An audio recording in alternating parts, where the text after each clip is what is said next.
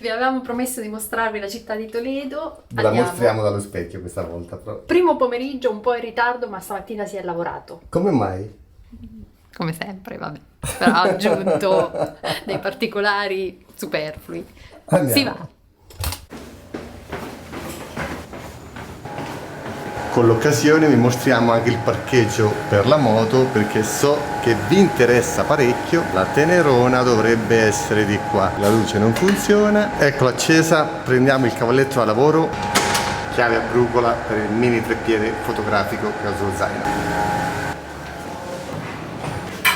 Pronta all'impatto? Com'è la sensazione? Caldo, è un'aria un po' opprimente, sono le prime ore del pomeriggio, quindi immaginate. Subito fermi e box, Sara la Tappi, versione Francis Ford Coppola. Andiamo. La città di Toledo si trova su un crinale roccioso che domina il fiume Tajo, cioè il fiume Tago, che è il più lungo di Spagna, 1000 km di lunghezza, di cui 700 in Spagna e sui 300 in Portogallo. Le mura che stiamo costeggiando sono mura antichissime e la prima impressione che si ha della città passa per la Puerta Nueva de Bisagra, con lo stemma di Carlo V. Appena superata la porta, una statua di Carlo V che volle trasferire proprio la capitale qui a Toledo. Alla sua morte, Filippo II, il figlio che gli successe al trono, spostò invece di nuovo la capitale da Toledo a Madrid e per Toledo fu un inevitabile declino. Appena varcata la soglia del paese ci siamo fermati per mangiare qualcosina. Informazione, i ristoranti chiudono alle 4 di pomeriggio e se dovete chiedere per mangiare dovete chiedere para Comer. e per iniziare cerveza E paella mixta.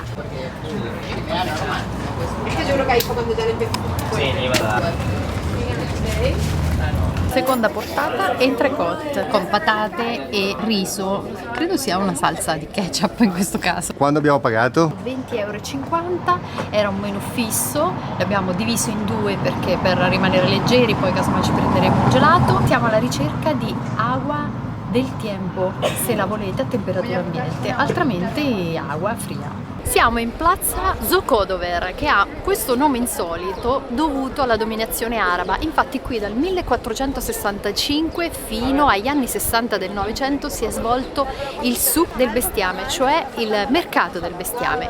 Qui i toledanos, cioè gli abitanti di Toledo, hanno anche assistito a corride e alle condanne al rogo dell'Inquisizione.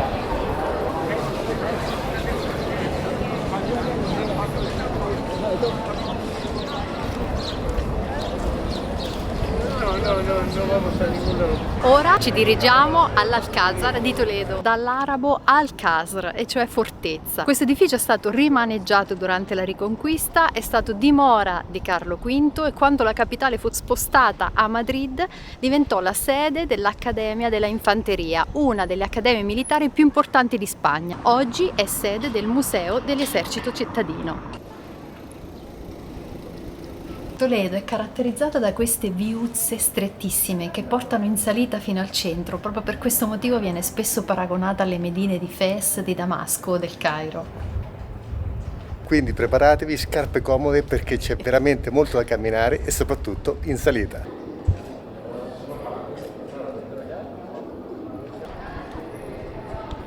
Siamo davanti alla cattedrale di Toledo. Questo luogo, questo sito ha da sempre rappresentato un centro di culto, sin dalla dominazione dei Visigoti. Quando poi arrivarono gli arabi diventò una moschea e quando si fece firmare agli arabi la resa, gli venne detto come promessa che la moschea sarebbe stata lasciata come luogo di culto per gli arabi presenti in città. La promessa non fu mantenuta, la moschea venne distrutta e questa basilica che noi vediamo oggi, questa cattedrale, venne costruita nel XIII secolo. Sentite tutto questo casino perché sono da poco passate le 18 e domenica la cattedrale È alle 18 cerrada, chiude. disculpe, sta cerrada. Quindi se volete vederla all'interno dovete venire a Toledo. 오, 진짜 멋있다.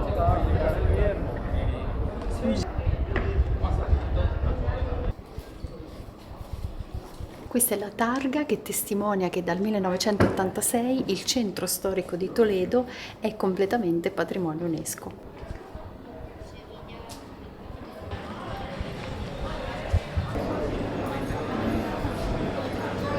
Per testimoniare la cattolicità della città di Toledo c'è addirittura un bar, è il Café de las Monjas, e questa è la sua vetrina.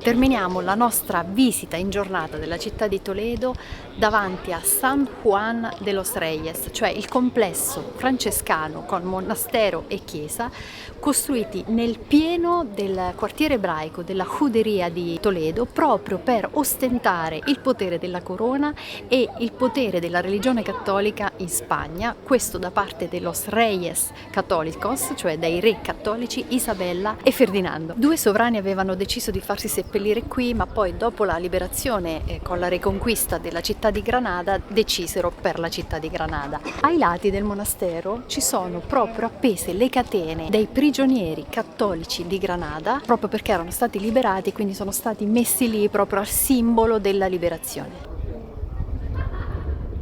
In questo momento nel monastero c'è in corso un matrimonio, ma proviamo ad entrare. Conseguir los dones de tu gracia, conservar el amor y la unidad y llegar con su descendencia después de esta vida al reino eterno por Jesucristo nuestro Señor.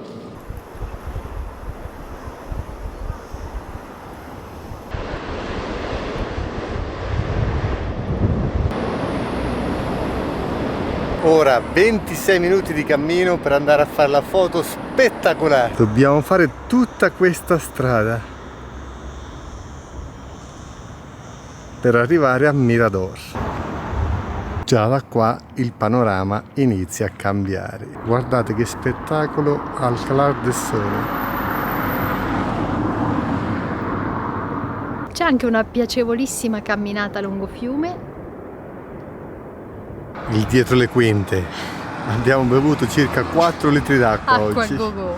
Impressionante. E continua ad essere caldo. E sono quasi le 8 di sera. No, quasi, sono le 8:15 di sera. Addirittura dopo 40 minuti ce l'abbiamo fatta. Questo è il Mirador di Toledo. E dopo tanto sacrificio, soddisfatto? Questa foto è costata 2000 calorie. Tra l'altro, in questo punto panoramico c'è anche l'indicazione della Ruta de Don Quixote, perché nel 2005 sono decorsi 400 anni dalla scrittura del Don Quixote di Cervantes e hanno creato un percorso che ripercorre appunto le zone delle peripezie del picaresco personaggio. Picaresco perché è un genere letterario per cui il protagonista è un personaggio astuto ma non malvagio. Come noi, dai. Come noi, ironici però. Picareschi. Comunque pensavamo di essere gli unici due folli a fare tutto questo percorso, invece ci sono molte persone di Toledo che fanno tutto il giro, magari vestite da running, con 30-40 minuti si trovano dall'altra parte della città. Ecco l'altro running. Siamo comunque sempre nei sentieri del Cammino di Santiago, avvertono che l'entrata per la città di Toledo avverrà nel Puente di Alcántara, che è quello dove entreremo noi adesso. Comunque alla fine siamo sbucati sotto L'Alcázar. dove stavamo oggi. Piccola curiosità, se mi chiedete sei più stanco oggi o quando fai 700 km in moto, la risposta è sono più stanco oggi. Abbiamo fatto talmente tanta strada, con uno zaino fotografico di circa 10 kg di peso si sentono tutti, ma ci piace talmente tanto farlo. E poi il viaggio non è solo andare in moto, ma fermarsi, guardare la gente del posto, mangiare le cose del posto, eccetera eccetera. È bellissimo tutto questo, veramente. Ora però andiamo a riprendere Sara che mi ha staccato letteralmente. Siamo stracotti veramente, ancora dobbiamo fare della strada per tornare in hotel. Sono le 11:30, questa notte penso che saremo 2 sassi dentro al letto. Ci salutiamo adesso perché Bravo. dopo non ci raccapezziamo. A domani ragazzi, a domani. Buonanotte.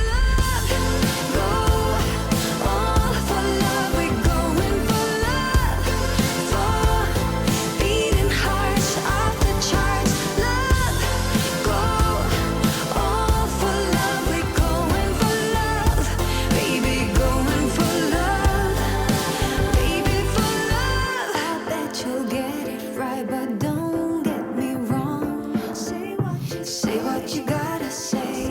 Ragazzi, siamo davanti all'Alcazar, aspetta, amore.